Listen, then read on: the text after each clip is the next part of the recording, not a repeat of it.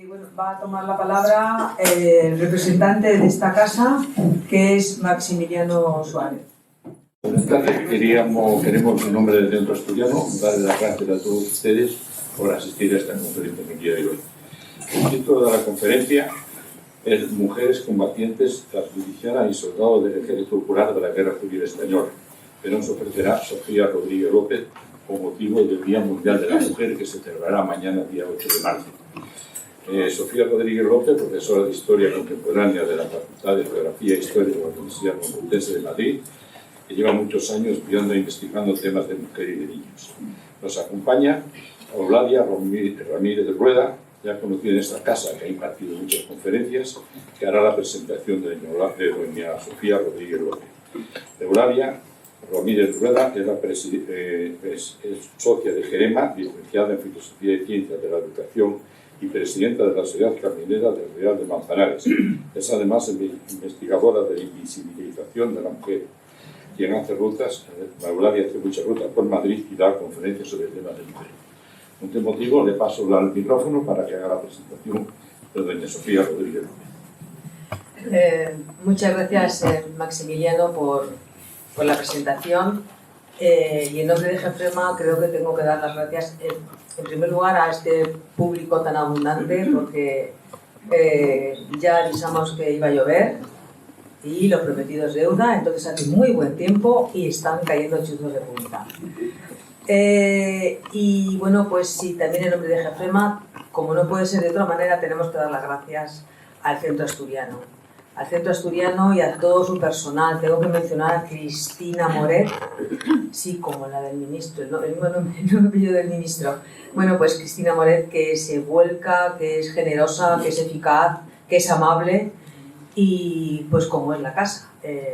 La casa es un centro asturiano, es un centro que siempre nos atiende muy cordialmente, y GEFREMA, el Grupo de Estudios del Frente de Madrid, les estamos muy agradecidos. Esta tarde estamos aquí en la sexta edición, o séptima, no me acuerdo, del Día de Mujer en la Guerra. Con motivo del Día Internacional de la Mujer, el 8 de marzo, GEFREMA viene ya años organizando, incluso en plena pandemia, hicimos una videoconferencia con una hispanista norteamericana desde California, le transmitimos una entrevista que le hicimos, o sea que no hemos dejado ni en tiempos de confinamiento.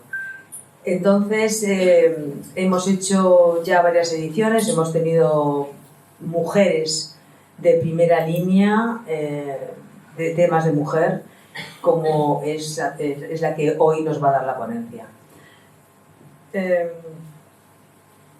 ¡Qué valiente! Es una cosa seria. Mire usted que yo, con 8 años que estuve en los regulares de Melilla, sé lo que es una cosa seria. La mejor en el combate, la más animada siempre, la que primero se lanza, la más incansable. En uno de los combates ha estado 11 horas de pie disparando. Con todo eso ya está todo dicho. Estas son las palabras que dedica en la revista Estampa en octubre de 1936 el capitán de las milicias gallegas de la primera brigada mixta, la primera vez que una brigada mixta del Ejército Popular de la República entra en combate, y fue en Seseña. Vemos que este es un ejemplo de mujeres valientes que se incorporaron a la Guerra Civil Española. Con el golpe militar de 1936, muchas mujeres decidieron ir al frente. ¿Y por qué sucedió esto? Porque se sabía que se jugaba mucho. Se jugaban todos los derechos civiles y sociales que se habían conseguido gracias a la Constitución de 1931 y otras leyes posteriores que se hicieron durante la Segunda República. Sabían que todo esto estaba en peligro y desde luego sus temores fueron desgraciadamente confirmados cuando después de la guerra, con la dictadura, las mujeres perdimos muchos derechos obtenidos en los años anteriores. hemos dicho que hay muchísimas mujeres, la lista de mujeres que se alistaron es enorme. No hacía falta, aunque mayoritariamente las mujeres que se alistaron eran de izquierda, no hacía falta ser de ningún partido político ni pertenecer a ningún sindicato.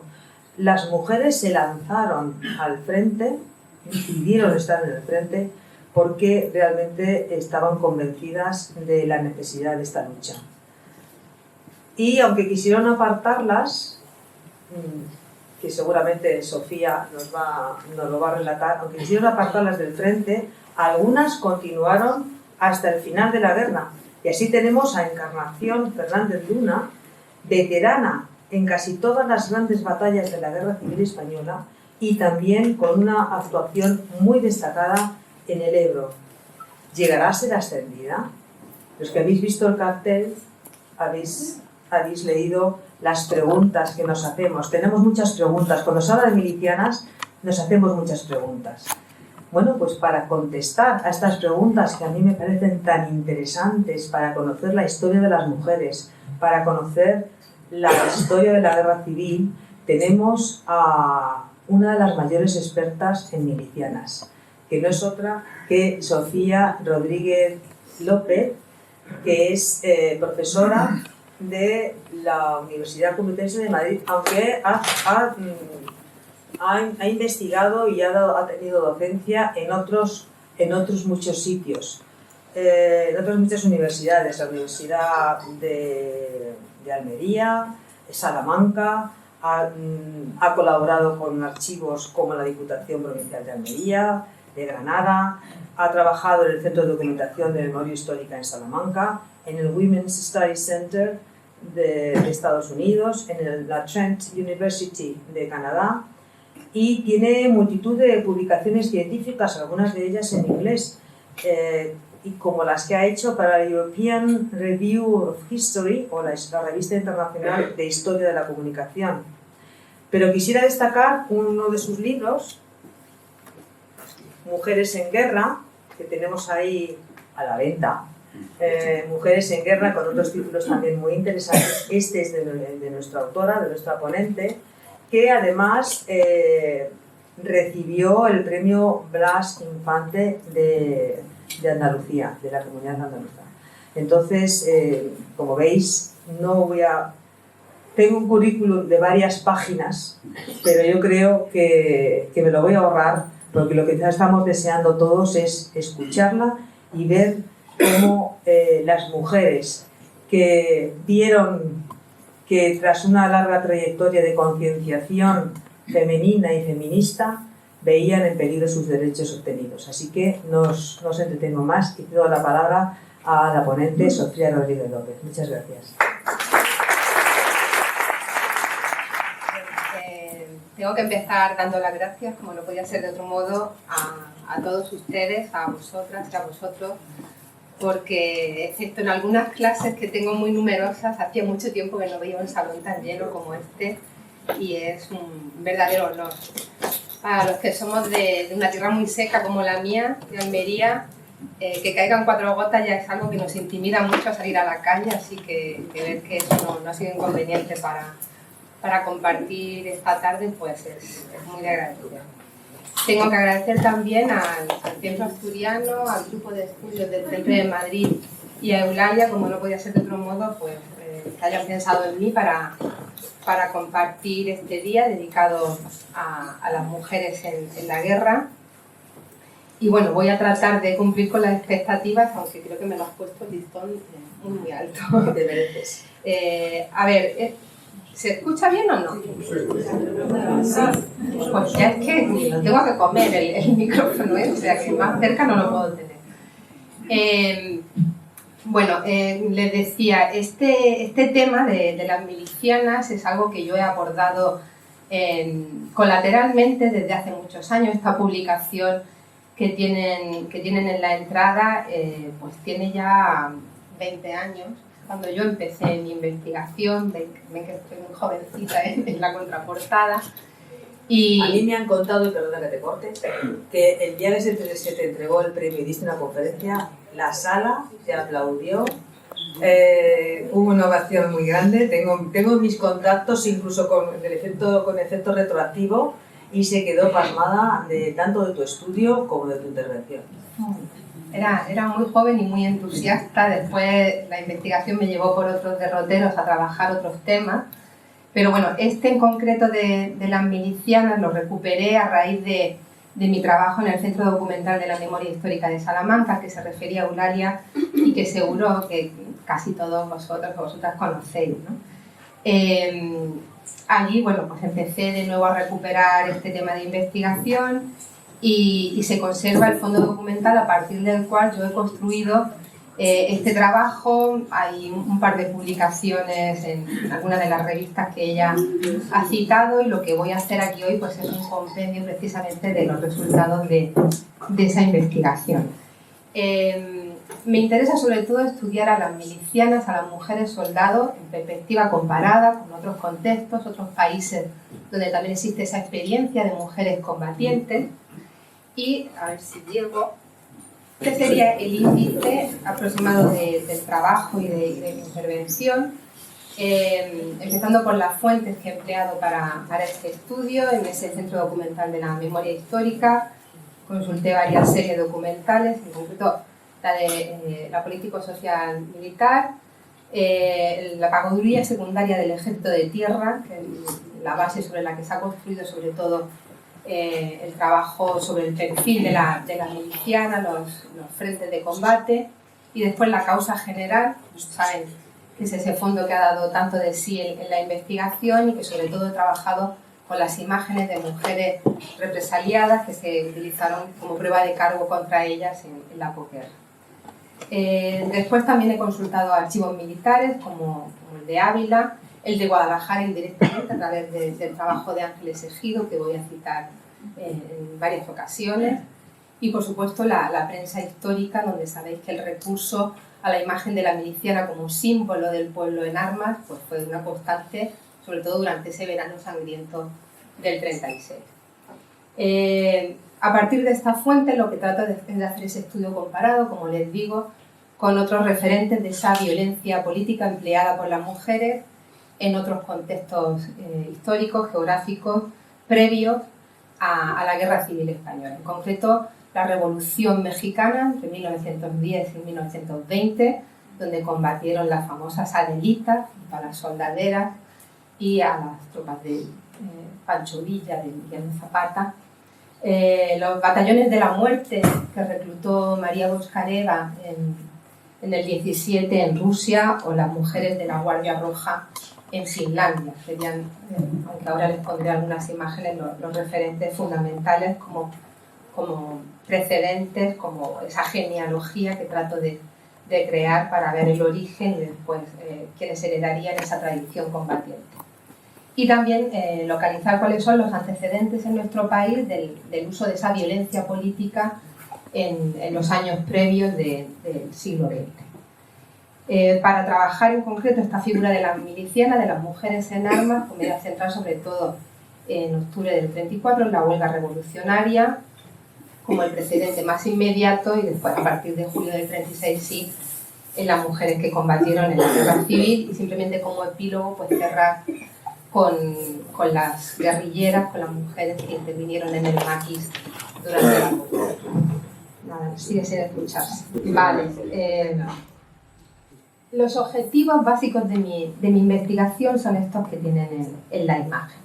Por una parte, asociar a las mujeres con la violencia política como una decisión consciente, es decir, frente a esa imagen de la mujer víctima, de la mujer en ese mundo de los cuidados, junto con los ancianos, los impedidos, los niños, analizar el papel de las mujeres que tomaron las armas por distintas causas, como vamos a ver, ideológicas, económicas, circunstanciales, pero que lo hicieron de una forma consciente, porque creo que negarle esa capacidad de agencia, seguir condenándolas a la minoría de edad. Analizar la violencia entre las mujeres de distintas culturas políticas, o sea, yo dediqué mi tesis doctoral a la sección femenina de Falange, trabajo con las mujeres de los regímenes fascistas y por supuesto también el uso de la violencia política entre ellas, entonces me interesa especialmente comparar mujeres antifascistas, con mujeres fascistas, contrarrevolucionarias, de la esfera católica, reaccionaria, de distintos signos políticos, y después visibilizar esa genealogía de mujeres vinculadas a esa violencia política. Es decir, que esto es algo de una larga tradición histórica, yo me centro en el siglo XX, pero que tiene sus antecedentes y después su herencia en las décadas posteriores. Y cito ahí a una profesora, Montserrat Huguet, que precisamente en su trabajo sobre las mujeres del Ejército Rojo pues abunda en esto, ¿no? En esa aceptación social de la violencia política por parte de las mujeres como una forma de reivindicar su vocación por ejercer la violencia o poner su cuerpo a disposición de la munición enemiga. Porque a pesar de la existencia de un feminismo liberal, un feminismo pacifista, desde principios del siglo XX, este coexiste con miles de mujeres que defendían la guerra como una opción política y demandaron tomar parte de la misma en calidad de combatientes. Este es, digamos, el espíritu que anima todo este trabajo. Bueno, aquí tienen de nuevo las fuentes que he trabajado para este estudio, en concreto pues, algunas de las series documentales que han sido más importantes, de la prensa también de la época. No voy a abundar mucho más en ello, voy a mostrarles simplemente algunas imágenes de esos referentes internacionales de la violencia política por parte de las mujeres revolucionarias. Ahí en la imagen tienen a su derecha a María Bochareva, que era una campesina siberiana y que en el 17 pues, solicita a Kerensky la posibilidad de crear estos batallones de la muerte compuestos exclusivamente por mujeres a las que va a rapar, a rasurar el cabello, va a vestir como un hombre de uniforme con pantalones y va a tratar de restarles cualquier tipo, atributo de feminidad, precisamente para que no las acusaran de ser frívolas, de representar pues eso, ¿no? la feminidad burguesa tal y como se entendía en ese contexto revolucionario. Ella decía que para ponerse al nivel de sus homólogos varones, las mujeres tenían que fumar, que sudar y que escupir como un hombre.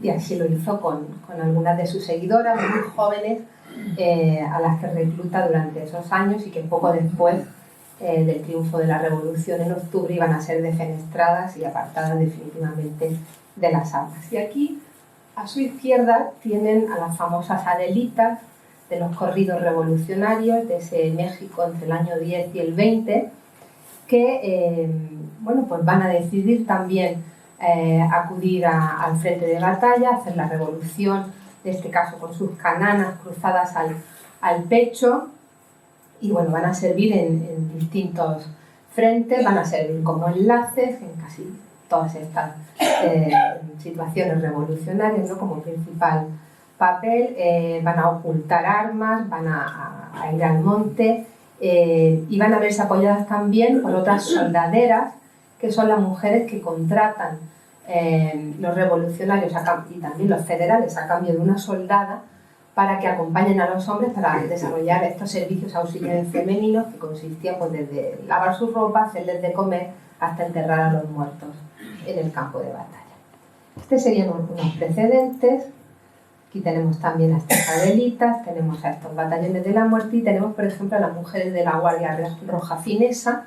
Saben que al término de la Primera Guerra Mundial, en 1918, se van a suceder otras guerras civiles. De hecho, la paz en realidad viene acompañada de una serie de conflictos que justifican ese concepto de guerra civil europea que se extiende durante todo el periodo de entreguerras, y una de ellas pues, fue la guerra civil en Finlandia, en donde se enfrentaron pues, la Guardia Blanca, en la que también tenemos documentadas a mujeres, y esta Guardia Roja, donde hubo también voluntarias en el uso de las armas.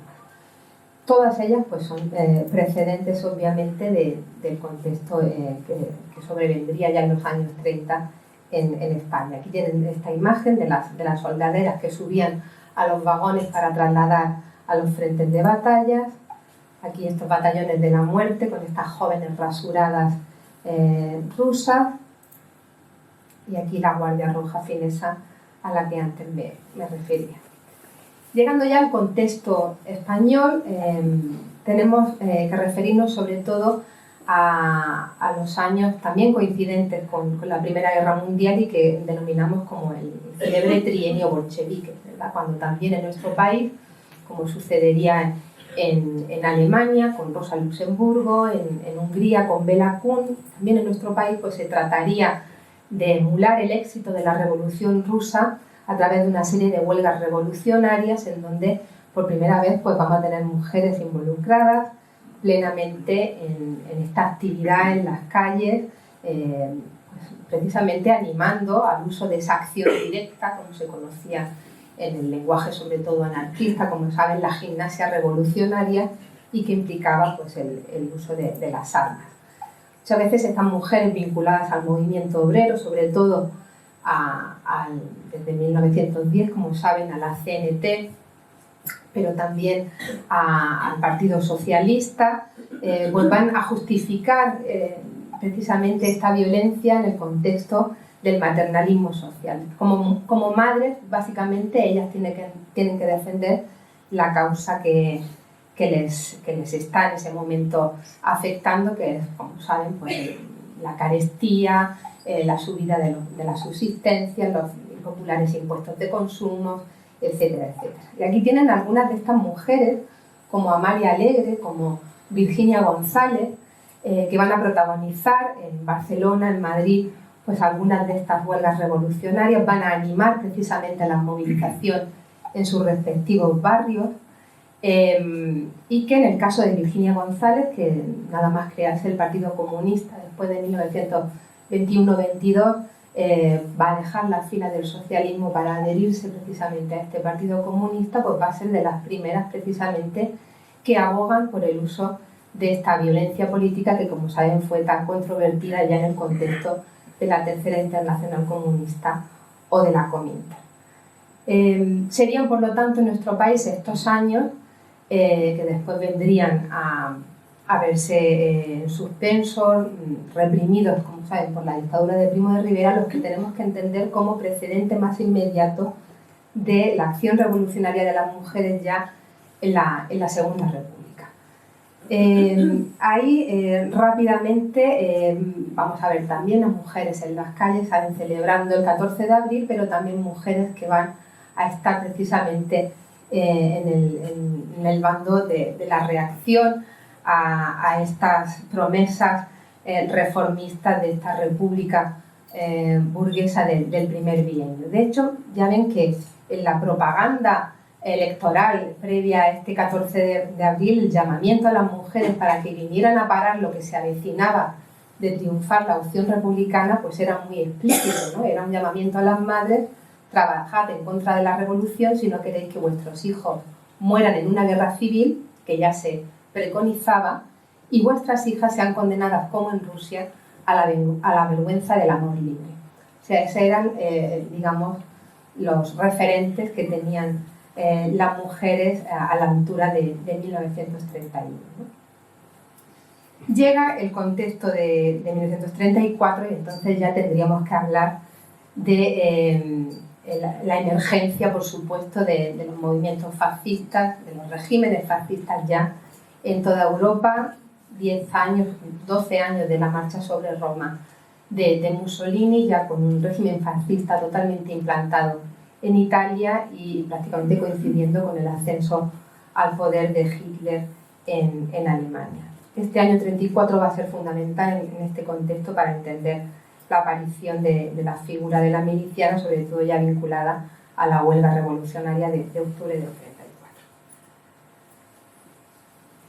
Por lo tanto,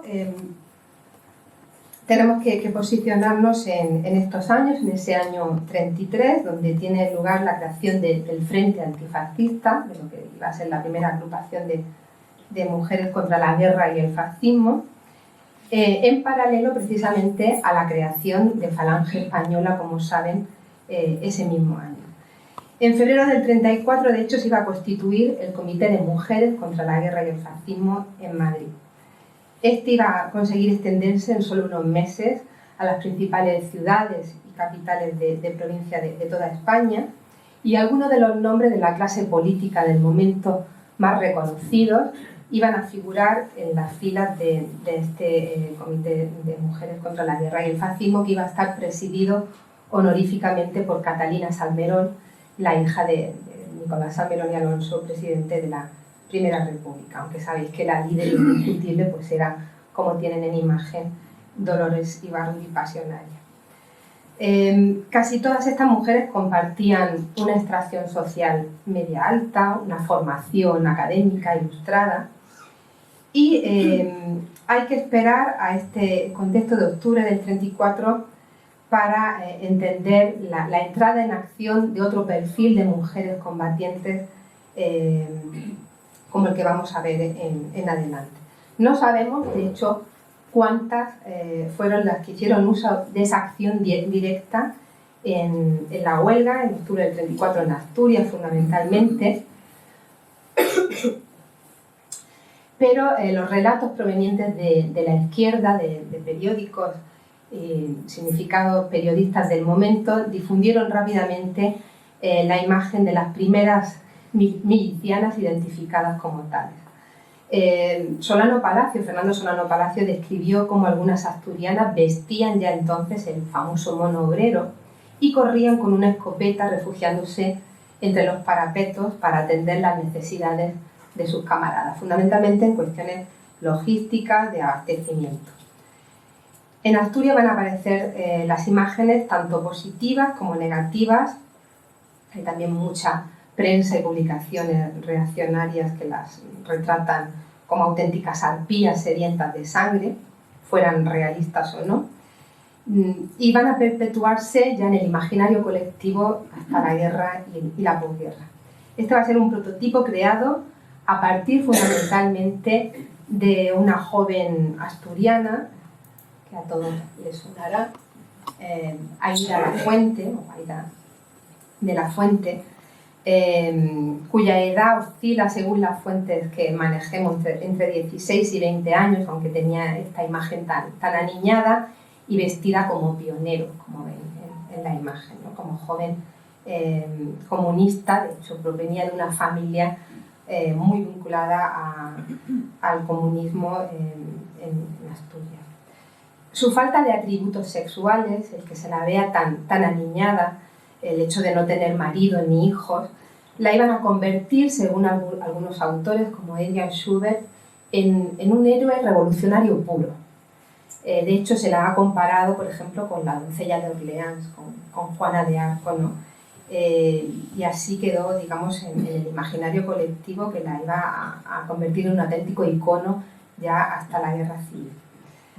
Aída, de hecho, tuvo un papel muy activo desde que se convoca la huelga de octubre, pero fue su decisión, sobre todo, de cubrir la retirada de sus camaradas cuando estaban en el Naranco, como saben, con una ametralladora en la mano, lo que la iba a convertir en un símbolo de las fuerzas antifascistas. Según diversos relatos, antes de que un legionario le disparara y amputara los pechos, su último grito fue de larga vida la revolución social. Saben que todo esto está mitificado y que siempre que hablamos de estos personajes que se han convertido en iconos, pues se ponen muchas veces en su boca frases que nunca tendremos oportunidad de saber si se pronunciaron o no. Las crónicas de prensa la recordarían entonces con el gesto evocador de una heroína de la independencia que marchaba con la bandera roja por los mineros de La Viana y de Carballín. Y a partir de entonces, la libertaria, o la Rosa de Octubre, como la denominaron poetas comunistas como Raúl González Tuñón o Alberti, habría de inspirar numerosos actos públicos que se suceden ya hasta la guerra civil, cuando muchas jóvenes que habían estudiado en escuelas que pasaron a denominarse Aída Lafuente, escuelas sobre todo de la JSU, y a las que acudieron combatientes tan significadas como Rosario Sánchez Mora, la dinamitera, pues decidieron alistarse como milicianas siguiendo precisamente su ejemplo. De hecho, aquí he recogido algunas imágenes, estas de su hermana, Maruja Lafuente, que también pertenecía a esas juventudes comunistas. Aquí la tienen ya en esta imagen del año 36, en un mitin que se hizo precisamente para pedir la amnistía de los presos políticos de la Revolución de Asturias, en este caso en Oviedo, en agosto. Esta imagen es del 29 de febrero del 36, pero Maruja ya había participado en mítines desde agosto del 32, es decir, que ya tenían una experiencia previa cuando llega octubre del 34 de militancia, como decía, en las filas comunistas. Esta otra imagen es precisamente de la iglesia de San Pedro de los Arcos, donde Aída Lafuente hallaría la muerte, acosada por estas tropas de regulares. Y aquí como se la va convirtiendo en ese icono revolucionario, como aparece en las tarjetas de campaña, en la prensa de época, aludiendo una y otra vez a sus últimos días, a sus últimas horas, a esas frases lapidarias, ¿no?, que se atribuyen a ella en sus últimos momentos, y ya durante la guerra, en Ahora, en Trabal, y estas manifestaciones ya portando precisamente su nombre, ¿no?, como un estandarte. Saben que después de los sucesos de octubre del 34 sobrevendría una represión terrible contra los revolucionarios, y esto obligó a que algunas de estas mujeres tan significadas en este Comité de Mujeres contra la Guerra y el Fascismo, como su secretaria, Encarnación Fuyola, fuese detenida como presa política, igual que Dolores Ibarruri o la socialista Veneranda Manzano, y esto obliga a estas mujeres antifascistas a pasar a la clandestinidad y tener que actuar a partir de esos momentos bajo otra denominación, este Comité Pro Infancia Obrera, precisamente acudiendo nuevamente a la infancia para justificar el activismo femenino, ¿no? En este caso no un activismo político, sino ya un activismo asociado a esas actitudes y actividades de cuidados.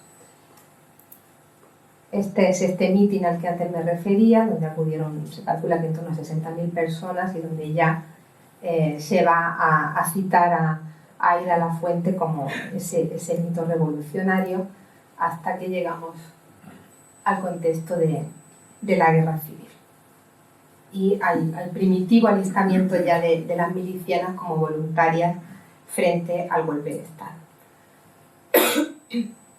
Las primeras milicianas, de hecho, se gestan en el seno de sindicatos y de partidos antifascistas mediante un registro más o menos sistemático, siendo sobre todo pues, los grupos anarquistas y el POM, las organizaciones donde en principio su menor disciplina o falta de jerarquía pues más se acomodaban a una incorporación tan novedosa, de hecho provocó una reacción tan fuerte como la que suponían las mujeres yendo a estas oficinas a alistarse. Ellas comienzan a enrolarse a través de cuarteles de alistamiento y asignación de destino, dependientes de la Comandancia Militar de Milicias, como fue el 5º Regimiento, como saben, de Franco Rodríguez, y al que perteneció, por ejemplo, la sargento Teófila Madroñal. Fue allí donde se entrenan las voluntarias y de donde salen las grandes campañas publicitarias hasta la puesta en funcionamiento de los centros de reclutamiento e instrucción militar, los CRIM, meses más tarde. También hubo organismos específicos encargados de la movilización de mujeres, como fueron las milicias femeninas antifascistas de Cataluña, las que citaré más tarde, y en agosto se crea una comisión de auxilio femenino, liderada también por Dolores Ibarruri, con Encarnación Fuyola, ambas apresadas en el 34, como veíamos, además de otras célebres comunistas, socialistas como Isabel Oyarzábal de Palencia, o republicanas socialistas como Victoria Kent. En este caso, esta comisión de auxilio femenino, en cambio, estaba destinada a servicios auxiliares de guerra y no directamente al alistamiento militar. ¿Cuántas mujeres acuden a estos cuarteles a primera hora para servir como voluntarias y marchar a los frentes? No lo sabemos. Siempre nos movemos en una ambigüedad de cifras muy importante.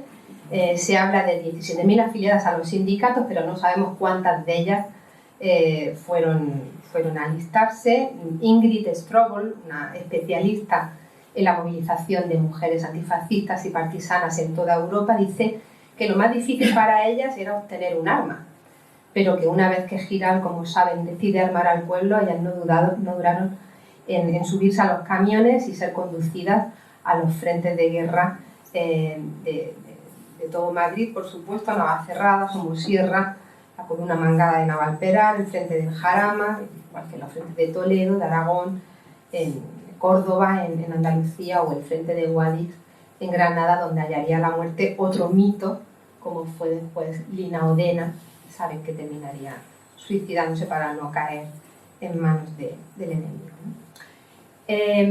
Yo creo que hasta ahora la investigación más seria que se ha llevado a cabo, sobre todo a nivel cuantitativo, de revisión de todas las fuentes de que disponemos para poder hacer una cuantificación siquiera aproximada de las milicianas, fue la de Lisa Lines, una investigadora australiana, y ella dice pues, bueno, que habría que distinguir precisamente entre las mujeres que van directamente a trincheras, calcula en torno a unas 1000, y las que prestarían servicios de defensa en la retaguardia, sobre todo en los 6 primeros meses de revolución social, como saben. Ella extrae estos números a partir de un análisis hemerográfico, de la revisión de biografías de brigadistas internacionales y demás. Y en general se ha llegado a cierto consenso en donde se suele aplicar un porcentaje en torno al 2% del total de las milicias, ¿no? Hay otros autores que están en desacuerdo con esto, por ejemplo Merinas, que saben que también es un referente en el estudio de las rojas, ¿no? De las mujeres antifascistas, como ella lo tituló a su famosa obra, pues calcula que fueron unos pocos centenares, y hay otros autores como Shirley Mangini, entre otras, que habla de miles. Si aplicamos ese 2% a los datos generales, que suelen hablar de 150.000, 120.000 milicianos, además de los 5.000 brigadistas extranjeros para el primer año de combate, obtendríamos en torno a 3.100 mujeres, como una media, digamos. Entre 3.000, 6.000, que hemos dicho que habría que distinguir entre el frente y la retaguardia.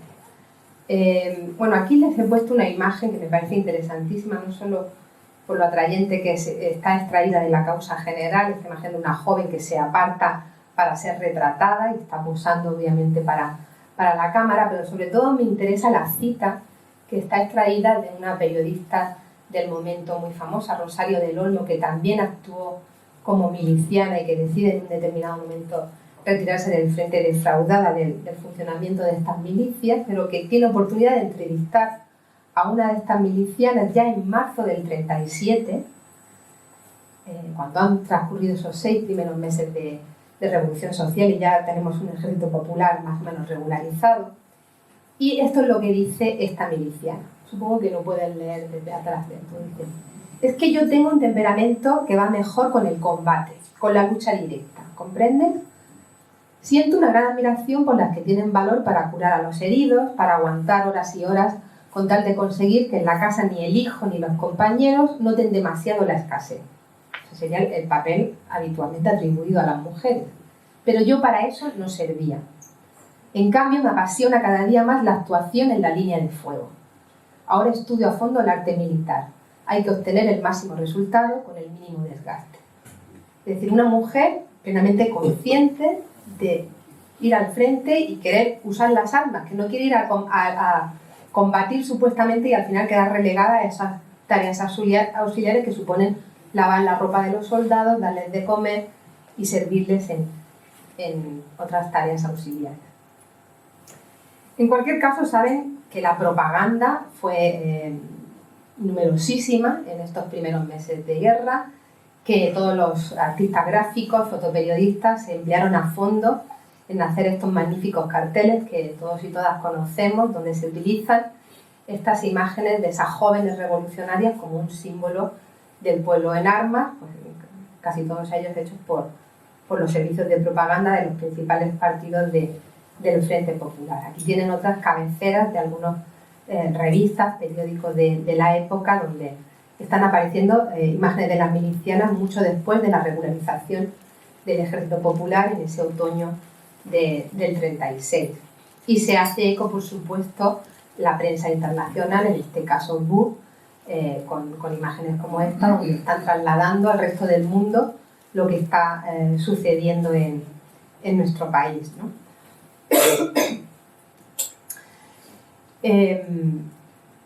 Bueno, lo voy a dejar ahí la imagen por ahora. La prensa de Barcelona, de hecho, va a hablar incluso de 500 reclutadas solo por las milicias antifascistas de Cataluña entre julio y septiembre del 36. O sea, prácticamente una sexta parte de esas 3.000 y algo que se calculan, digamos, en un promedio a la baja. Sin embargo, el cuartel general de milicias no llegó a controlar a más de 92.000 hombres, con lo cual pues sería una cifra significativa. Hay otras investigaciones de Michael Seidman, de James Matthews, que son autores muy autorizados y que pues hablan de que podrían estar entre 120.000 en total de efectivos, pero no hay ese desglose por sexos. De hecho, el profesor Blanco de la Universidad de Salamanca dice que solamente refiriéndose al 5º regimiento y a esa comandancia militar de milicias, se formarían 50 batallones con no más de 25.000 hombres, a los que, según él, habría que añadir 1.000 mujeres organizadas en 10 compañías de 100 con un oficial femenino, ¿no? Entre ellas, pues, podríamos rastrear la identidad de algunas de esas milicianas anónimas cuyas fichas de ingreso tenemos localizadas en Salamanca, como Jesús López Bodelón, una madrileña de 24 años, soltera, modista, afiliada al Partido Comunista y que sería ascendida a cabo del batallón Telman, o Carmen López Guadillo, adherida con 18 años a las Juventudes Comunistas y que pasaría al batallón de Acero y estuvo en los principales combates de la Sierra de Madrid. Sin embargo, estos no son los nombres que suelen aparecer en las publicaciones, ¿verdad? Siempre cuando aludimos a milicianos, pues nos acordamos de Michael Chévere, Mika Feldman, como un mito de la lucha armada dentro de ese regimiento pasionaria, de las filas del POM. Y bueno, sabemos que junto a la capitana, como se la conocía, pues hubo otras mujeres con graduación militar. Eulalia se refería a la comandante Encarnación Hernández Luna, la que tenemos aquí desfilando ya en fechas muy tardías, creo que esta imagen es del 38, Luisa Paramón o la gaditana Anita Carrillo, ¿no? entre ellas. ¿Quiénes son? ¿Quiénes son estas mujeres anónimas de las que tenemos muy pocas referencias, que no son Rosario la Dinamitera, que no son esta Lina Odena, a la que conocemos como ese mito revolucionario, al mismo nivel que está Aída Lafuente que citaba antes, ¿no? Para estudiar esto, básicamente, yo lo que he hecho ha sido trasladarme a los expedientes de la pagaduría secundaria del Ejército de Tierra de la República, creada por el Ministerio de Defensa de Indalecio Prieto, para centralizar las pensiones de quienes tenían derecho, de los derechohabientes, por caídos, inválidos o desaparecidos en el frente de batalla desde el 28 de julio del 37. Antes del primer año de guerra, no antes de esa fecha, eran los CRIM los que se encargaban de pagar estas pensiones y desde esa fecha pues, se haría cargo esta pagaduría secundaria. Yo he podido consultar las fichas de registro de en torno a 60.000 caídos o mutilados o desaparecidos, como os decía, que están en Salamanca, aunque sabemos que existen otras subpagadurías que no tenemos todavía analizadas y que nos dan la clave para poder añadir mucho más efectivos a las cifras que yo les pueda dar aquí hoy. De esas 60.000 que yo he podido revisar, en principio me aparecían como 250 mujeres. Es decir, de 60.000 caídos, 250 mujeres. Lo curioso es que después te ibas a los expedientes de la ficha, pasabas a consultar el expediente y te dabas cuenta que muchas que yo pensaba que eran mujeres no lo eran. Porque según, como saben, las costumbres bautismales de la época, pues me podía encontrar con Trinidad, Presentación, Guadalupe, Amparo, y después me daba cuenta que tenían mujeres e hijos y que por tanto eran hombres que fueron así bautizados, ¿no? Por lo tanto, yo que haya podido constatar con absoluta seguridad solamente he podido sacar el perfil de 55 mujeres. Y ustedes dirán, son muy pocas para poder extrapolar a partir de eso un perfil o al menos poder sacar conclusiones que podamos extrapolar a otros contextos, ¿no? Sin embargo, como os digo, es lo único que he podido por ahora trabajar con absoluta seguridad, ¿no? Estas supondrían apenas el 0,1% del total de caídas. Pero entre ellas pues faltan milicianas conocidísimas como la propia Lina Odena, como Amalia Lobato, que estuvo en Mallorca, y otras muchas que conocemos y que sin embargo no tenemos su ficha, lo cual nos hace intuir que fueron muchas más, como les digo. Probablemente se inscribieron en otras subpagadurías y que por tanto no tenemos controladas. Tenemos que averiguar también si esas milicianas de primera hora son las mismas de las que se encargan de la vigilancia en la retaguardia. Y a esa categoría pues, pertenecerían, según Lines, las miembros de la Unión de Muchachas, como saben, controlada por el Partido Comunista, que combaten con el batallón Lina Odena o la unidad de mujeres del batallón Avanti, o la milicia femenina del PSUC en Barcelona, o el batallón Rosa Luxemburgo, que participó en la defensa de Mallorca. Y esas nos llevarían a estas cifras de 5.000 que dice esta autora, ¿no? El perfil sociológico de esas mujeres, según nos decía ella, era muy variado, tanto jóvenes como mayores, de todas las fuerzas políticas del Frente Popular y desde estudiantes a amas de casa o intelectuales. Yo, por lo que he podido extraer de estos ficheros de la PSET, veo que la mayoría de estas mujeres pertenecientes al ejército de centro fueron madrileñas o castellanas de las provincias limítrofes que llegan a Madrid como inmigrantes para trabajar, obviamente, y que se sindican nada más llegar a la capital. La mayoría de ellas son las célebres modistillas,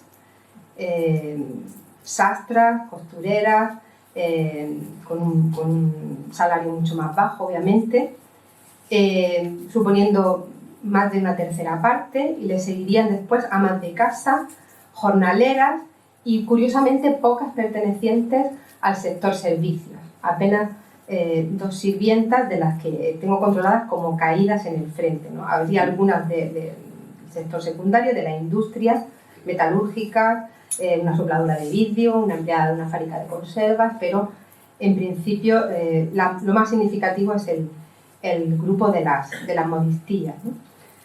Me parece muy interesante consultar en sus fichas los sueldos medios, sueldos que cobraban en tiempos de paz y que ellas dejan para incorporarse al frente. El sueldo medio que he podido sacar sería de en torno a 4,3 pesetas al día. Y en los extremos tendríamos una cocinera o una industrial especializada que ganaban entre 20 y 10 pesetas diarias, las sastras entre 6 y 7,50, frente a esas sirvientas o aprendices en el escalafón laboral más bajo y que apenas cobraban 50 céntimos al día.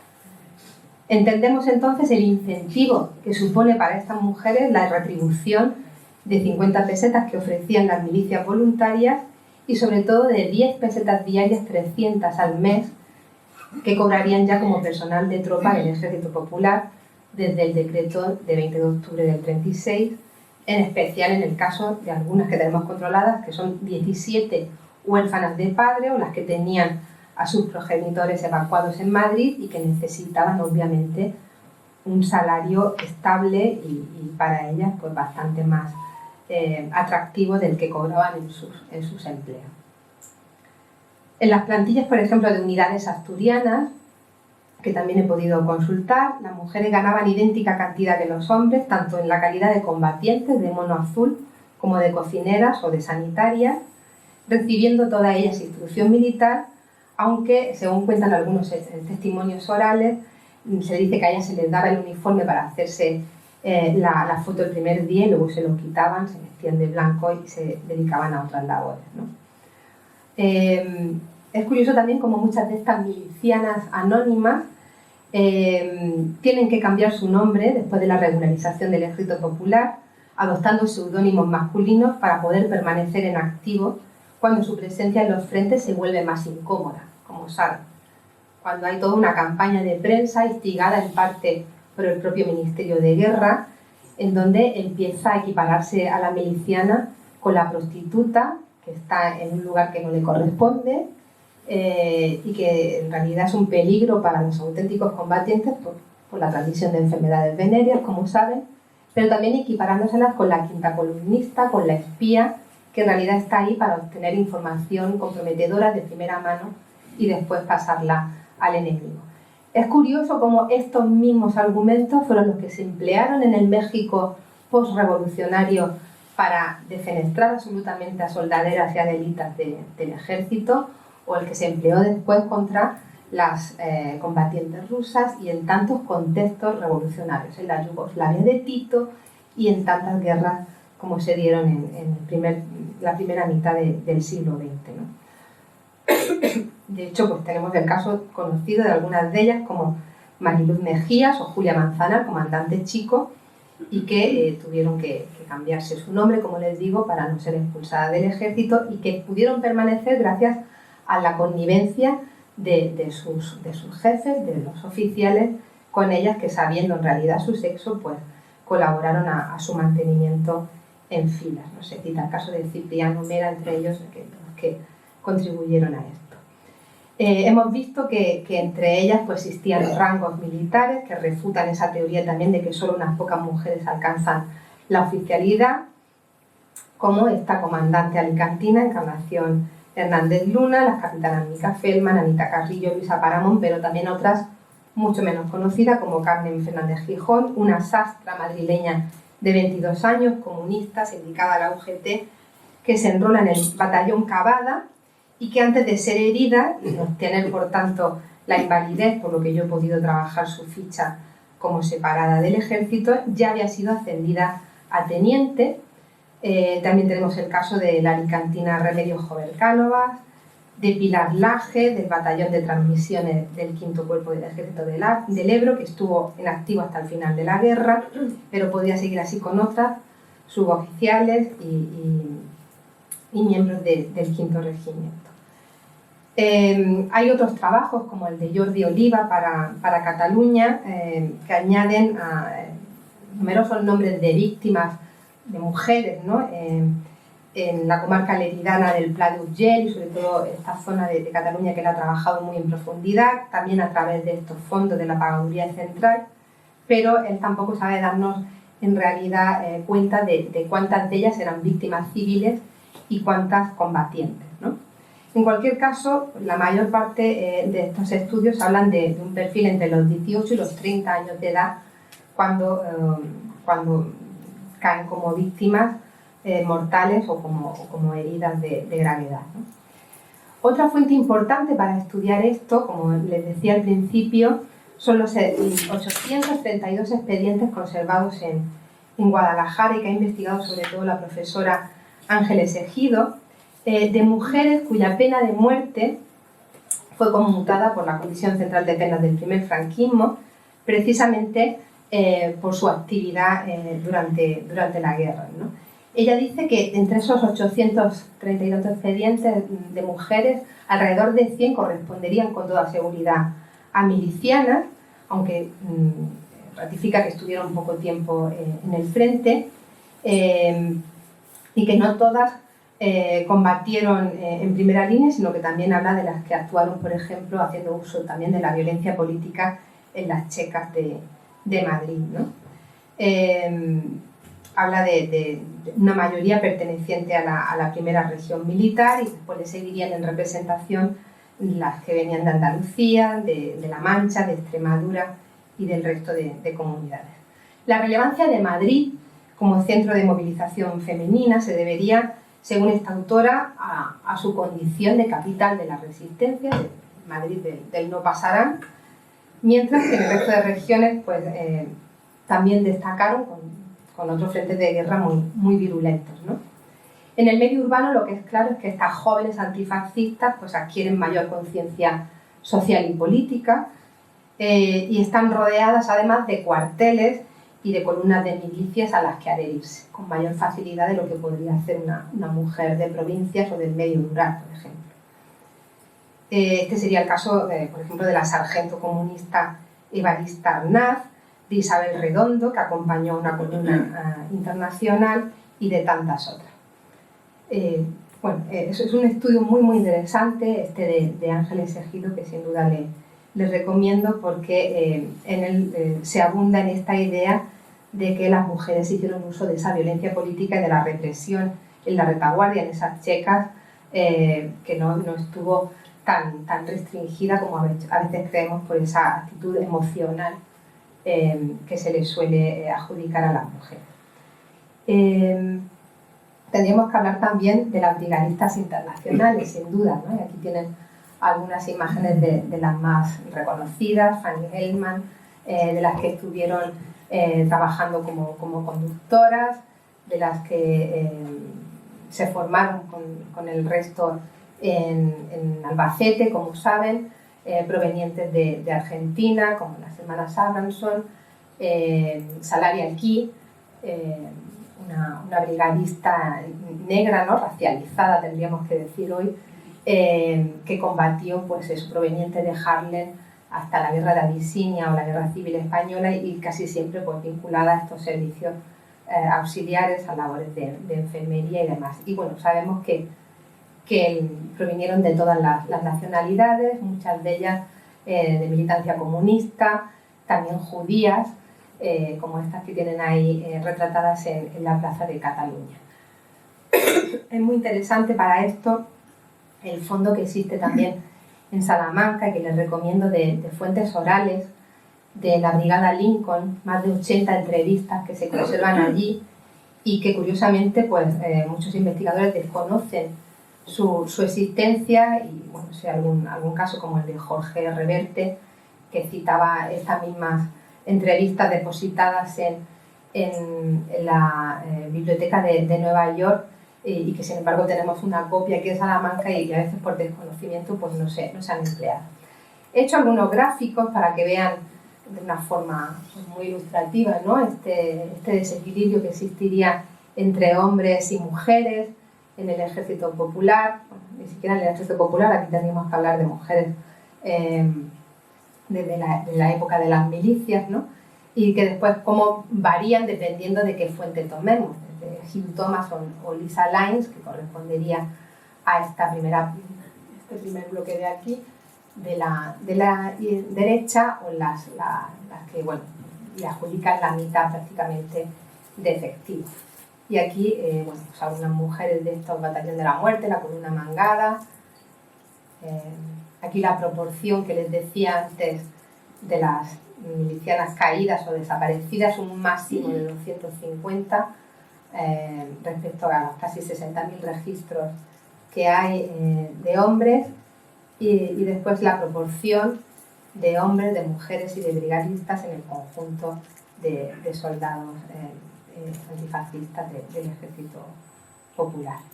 Muy interesante también analizar los casos de alistamiento en pareja o en familia, ¿no? De estas jóvenes que, aun teniendo hijos a su cargo, pues los dejaron en manos de sus respectivas familias para marchar con sus parejas al frente de batalla, igual que sucedía con estas revolucionarias mexicanas que les comentaba antes, donde muy común asistir con maridos e hijos al frente.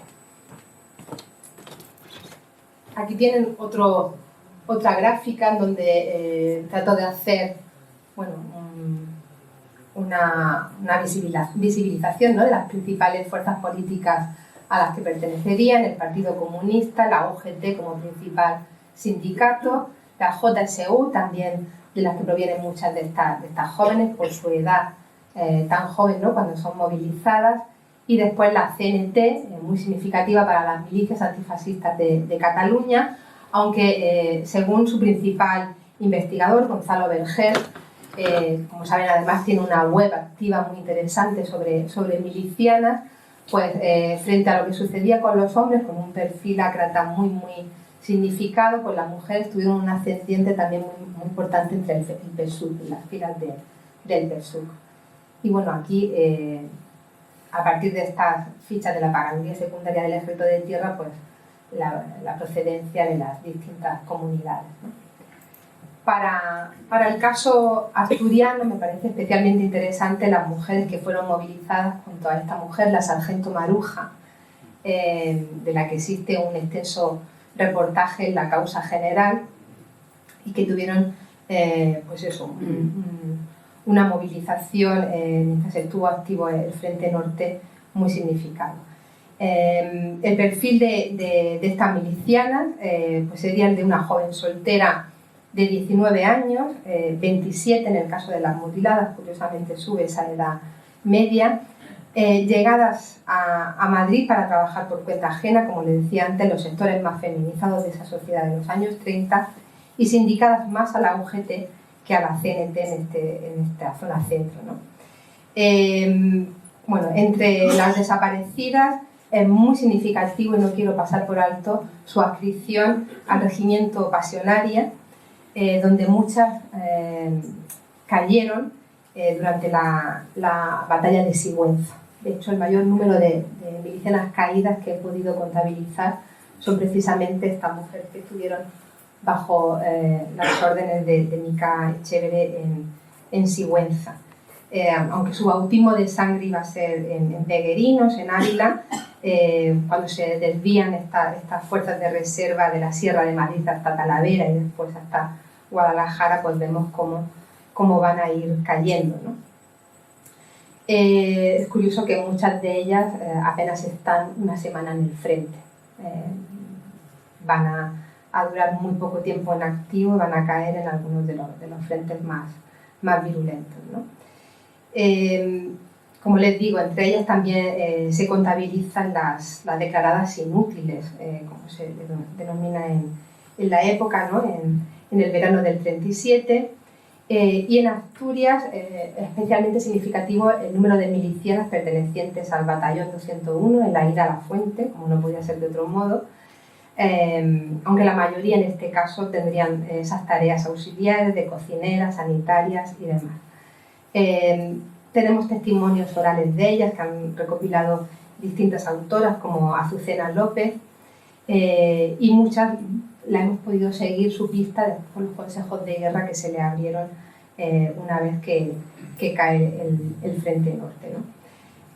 No sé cómo voy de tiempo, porque hemos empezado un poco más tarde, pero tampoco me quiero extender demasiado. Yo creo que la gente está muy interesada, ¿no? Bueno, cuando la gente no se mueve de la silla, yo creo que es buena señal, ¿no? Vale.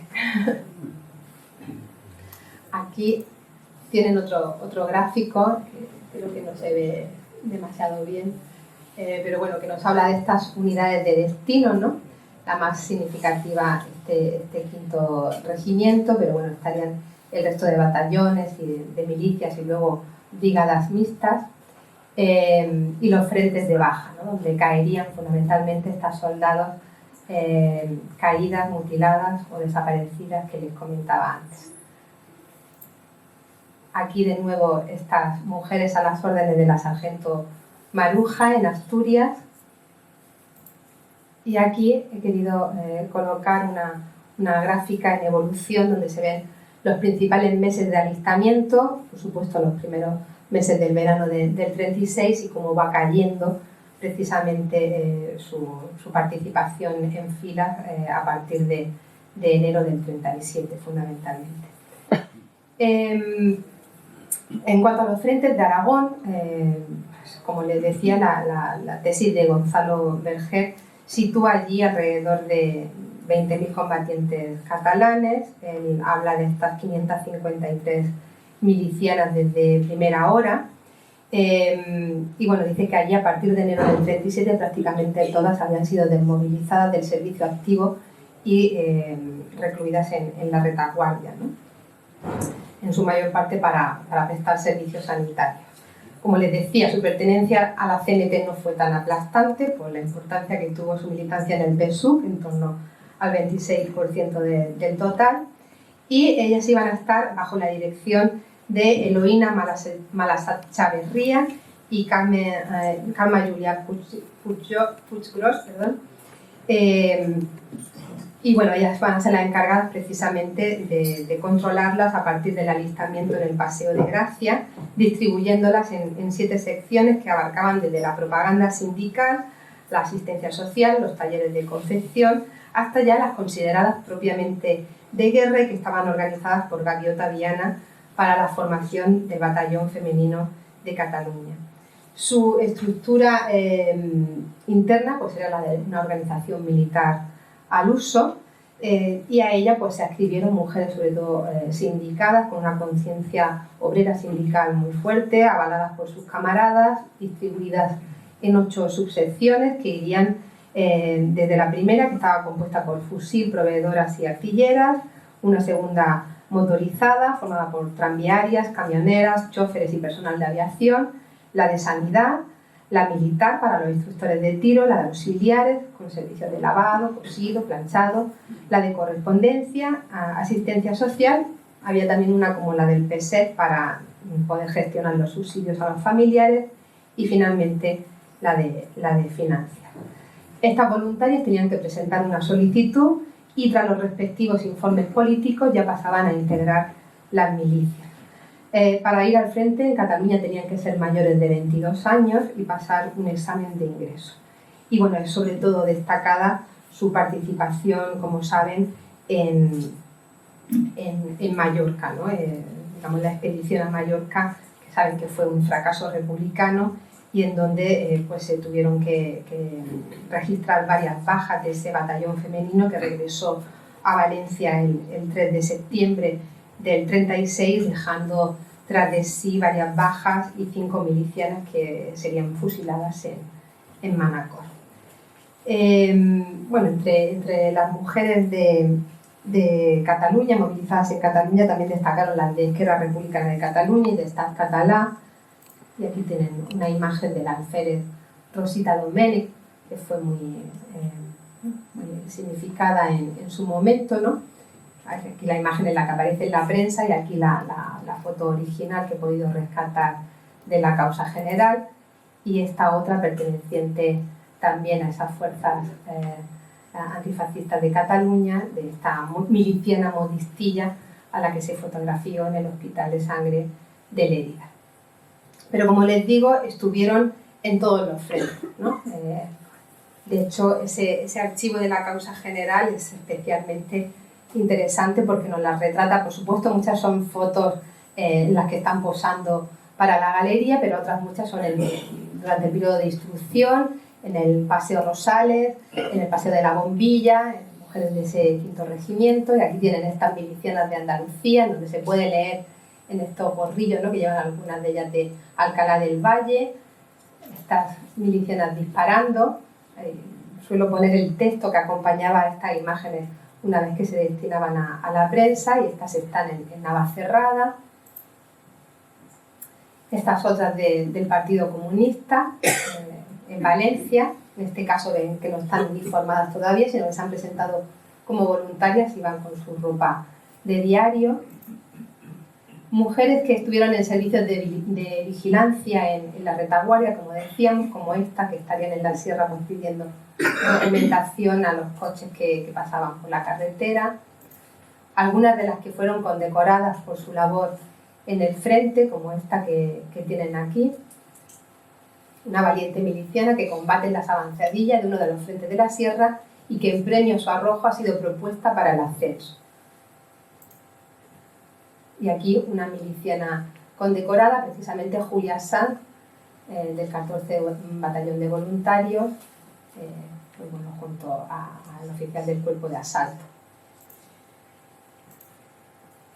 Aquí tienen otra miliciana dando la mano a un mando, las heroínas de la causa popular, se van a seguir retratando, en este caso ya en octubre del 36, y es muy interesante fijarnos en las fechas en las que son tomadas y reproducidas estas imágenes en la prensa, porque hay que leer a una nueva generación de investigadores que están trabajando mucho esta cuestión del fusil, como se le llama, y que precisamente han abundado en esta cuestión de si realmente el Ejército Popular de la República llegó a promulgar alguna ley, algún decreto que supusiesen la retirada definitiva y legal de las mujeres del frente.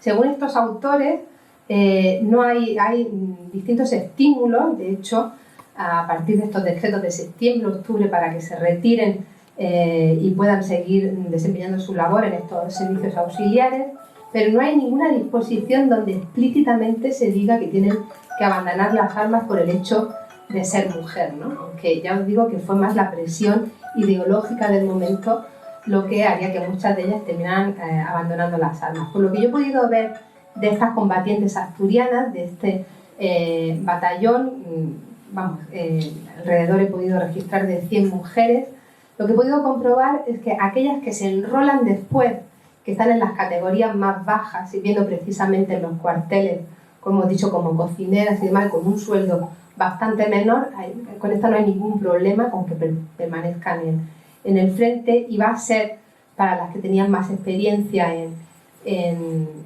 combate, a las que se trata de estimular a abandonar el frente, ¿no?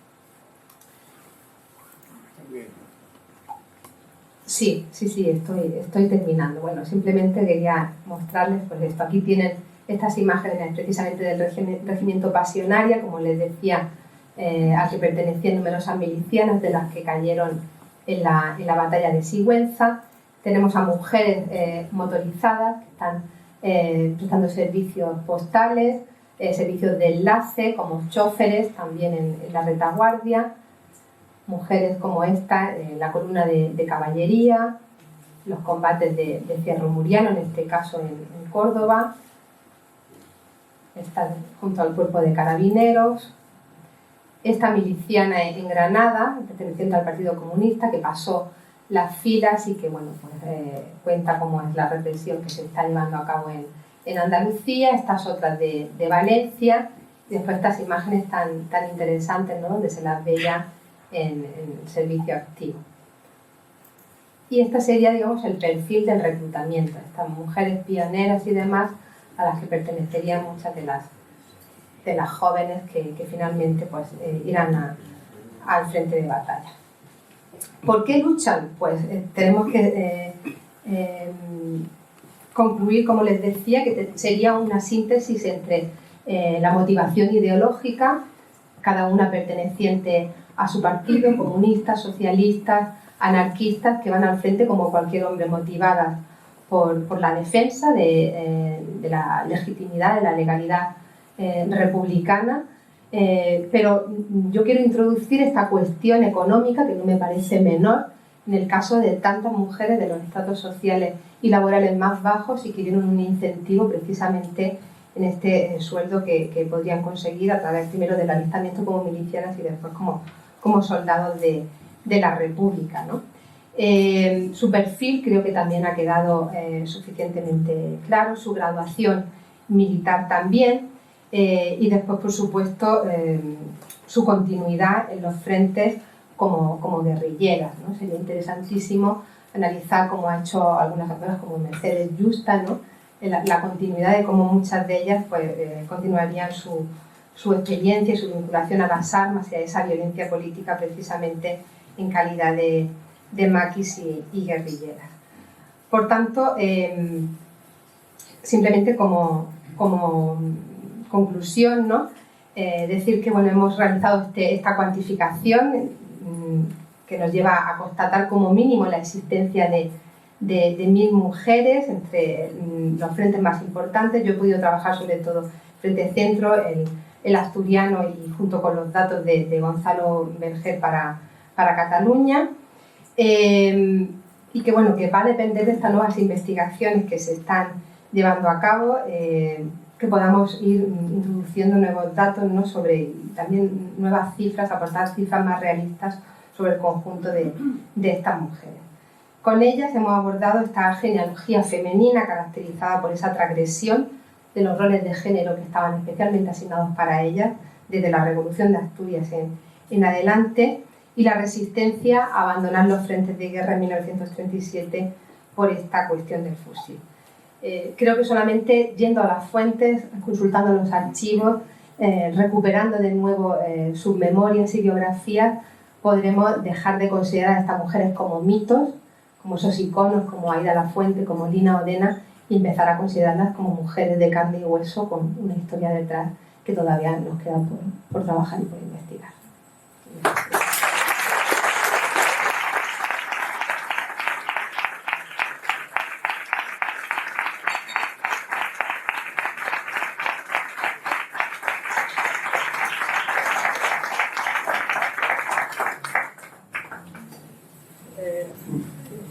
Vamos a compartir el micro. Bueno, creo que las expectativas, ¿no?, se han cumplido. Es una gran investigadora que acude a fuentes primarias y que nos ha respondido algunos interrogantes que nos hacíamos al principio de la tarde, pero nos ha abierto otros muchos, ¿no?, porque realmente queda tanto por hacer, tanto por investigar, porque ya que las mujeres sufrimos una doble invisibilización simplemente por ser mujeres e invisibilización por ser milicianas, por ser mujeres combativas que rompieron todos los moldes del estereotipo impuesto desde el siglo XIX con este nombre, el ángel del hogar, y que, bueno, después de la guerra civil lo recuperamos, ¿no?, o nos lo hicieron recuperar según lo sienta cada uno.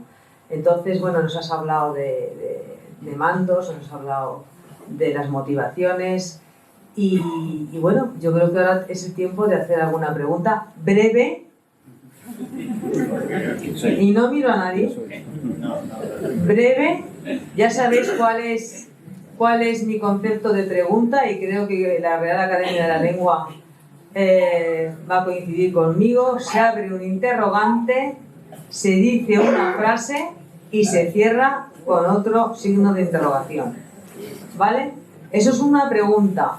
¿Comentarios? Vale, pero 2 o 3 frases máximo, ¿vale? Entonces, bueno, ya veo por ahí alguna mano levantada. A ver, 1, 2, 3, tenemos 3 palabras. Primero está, perdona que te señale, de verde, la señora de verde. Mercedes. Quería preguntarte si tenías algún conocimiento de mujeres libres de la CNT y si estas fueron milicianas. Bueno, por supuesto que mujeres libres está constatado que participaron también de las milicias. Para esto remito sobre todo a los trabajos de Mary Nash, que es la principal investigadora, yo creo, sobre mujeres libres, y otras como Martha Ackersberg y jóvenes investigadoras que están trabajando este tema. Yo pude investigar algunas en el trabajo que tienen ahí, ya les digo, de hace 20 años, en Almería. La secretaria de Mujeres Libres en Almería sería justiciada, la única mujer fusilada en Almería, precisamente por su pertenencia a Mujeres Libres, pero ella no fue miliciana, no estuvo en el frente nada más que en calidad de abanderada, como saben que acudía muchas de ellas. Pero sin duda que las hubo. Yo no la he trabajado monográficamente, pero para abordar este tema sobre todo le repito al trabajo de Mary Nash, que es la mayor especialista, y entre estas mujeres, sobre todo de las milicias antifascistas de Cataluña, se reconocen numerosas mujeres anarquistas y buena parte de ellas pertenecientes a Mujeres Libres. También el trabajo de Gonzalo Berger es especialmente pues, propicio para esto. Bueno, teníamos otra segunda pregunta, también creo que era por aquí, por el fondo, ¿no? Por aquí, pues venga tú. He creído entender que las milicianas en Cataluña tuvieron que pasar un examen de ingreso para poder combatir, para usar las armas. Sí, me gustaría saber de esa situación. Bueno, esto es lo que ha trabajado este compañero, este investigador allí. Y efectivamente allí se crea este centro de reclutamiento para las milicias antifascistas de fechas muy tempranas de la guerra, y precisamente para regularizar la situación pues tienen una oficina en el Paseo de Gracia y rápidamente adquieren una organización militar en esas secciones que he comentado antes, y se le piden una serie de requisitos que no existen en otras zonas donde digamos que están menos regularizados, ¿no? Y entre ellas pues es esto una edad digamos más adulta, no tan jóvenes como las tenemos registradas en otras provincias, un informe político que atesorara su militancia antifascista y un examen de ingreso, pues imagino que después de esta instrucción para demostrar que habían conseguido la formación suficiente. Sí.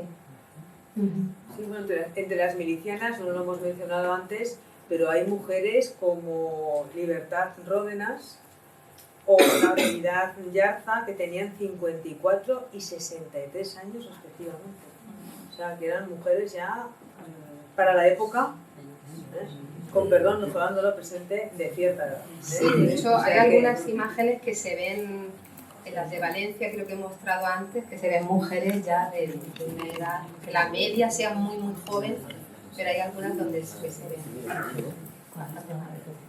Tenemos otra tercera pregunta, que he visto que levanta la mano. Entonces, sí, eras tú, perdona, sí. Buenas tardes. Yo quería hacer una pregunta respecto, hemos estado viendo este movimiento femenino, todo lo que era el ejército militar. Perdona, si puedes hablar un poquito más alto. Sí. Lo que quisiera saber es si en el ejército de Franco también hubo un movimiento parecido o cómo se manejó las mujeres que quisiesen alistarse. Para nada.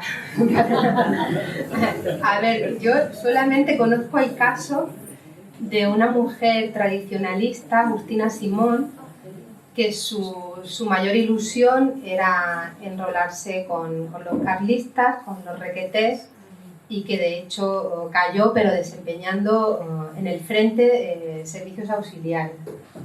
Pero en el ejército franquista, ni antes ni después de la unificación, es decir, las mujeres de sección femenina de Falange, como las tradicionalistas, como las monárquicas de Renovación Española o estas Margaritas y demás, tuvieron siquiera en su imaginario la posibilidad de ir al frente, porque contravenía absolutamente lo que es la mentalidad de ese frente contrarrevolucionario. Lo que sí es cierto, y es lo que yo estoy investigando actualmente, es que tuvieron una función muy interesante en la quinta columna, como saben también aquí tantos de ustedes, ¿no? Y especialmente en Madrid. Está muy estudiada la quinta columna en Cataluña por Pastor Petit y otros investigadores. En Valencia se están haciendo trabajos muy significativos. Yo investigué, en 2008 publiqué un libro sobre la quinta columna en Almería.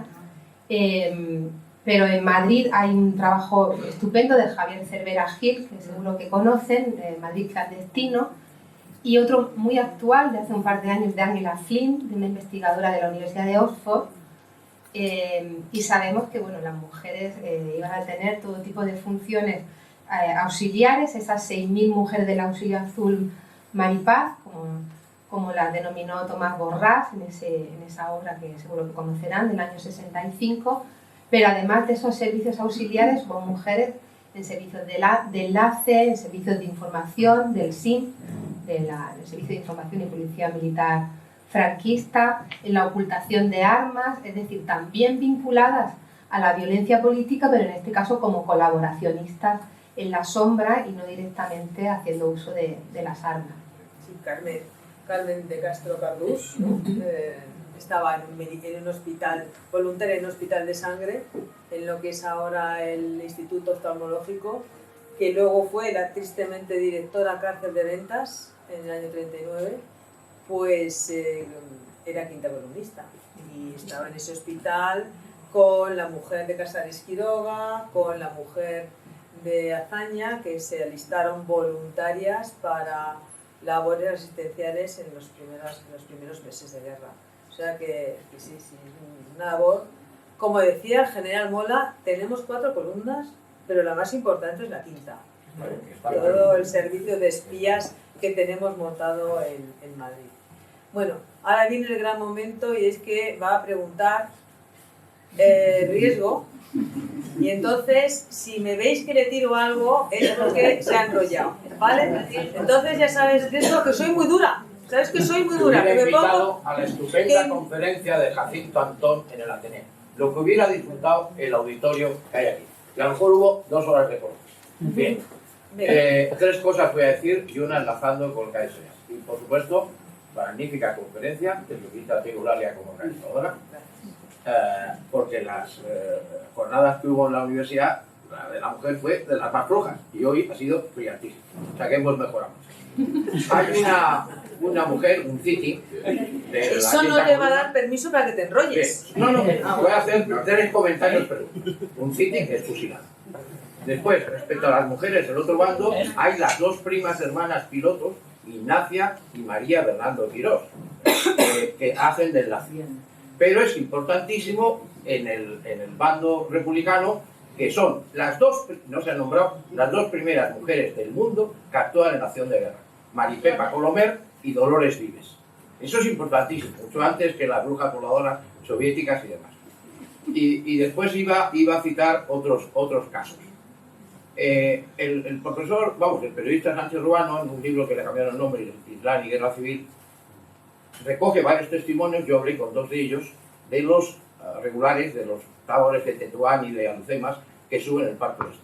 Dice que les lanzan, algunos que Frema lo sabe, a los albañiles marroquíes que los reclutan y dicen, vais a morir, porque como sois traidores, aquí vais a permanecer. Y muchas mujeres milicianas. Y uno de ellos, Maidani, dice que entre mujeres y los obreros marroquíes, a la bayoneta mató a 24 personas, ¿no? Lo cual ya es bastante tremendo. Y luego quiero acabar. ¿Cuál es la pregunta? La pregunta es esa, que me hable de un city de la semana Que solo dar una conferencia a él. Y termino.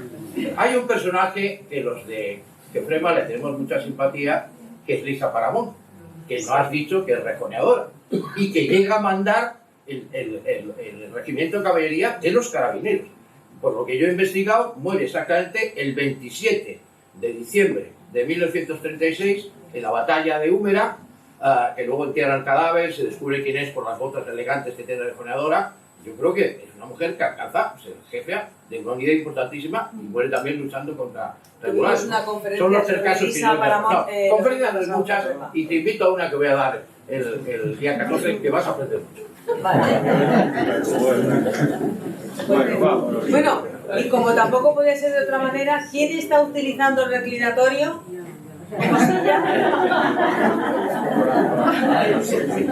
Venga.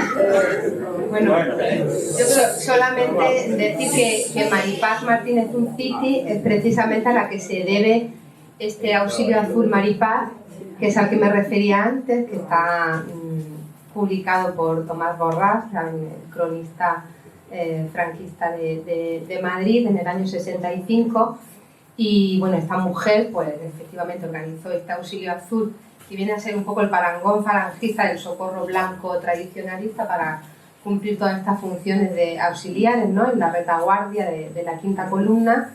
Efectivamente ella va a ser fusilada y su papel lo recoge su hermana Karina, con lo cual que ella muera no significa que no siga funcionando esta red de mujeres en la sombra del quintacolumnismo madrileño. Entonces, bueno, no quiero extenderme más, pero cualquiera de ellas. Si no hay ninguna otra pregunta, si queréis vamos cerrando.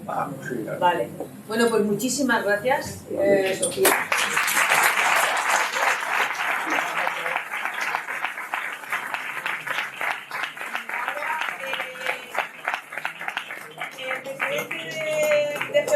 Le va a entregar como recuerdo. Frema tiene la costumbre. Escuchad un momento, por favor. Tiene la costumbre de entregar un detalle de recuerdo a los ponentes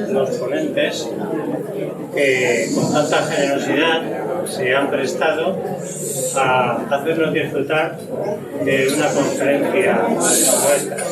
Muchísimas gracias.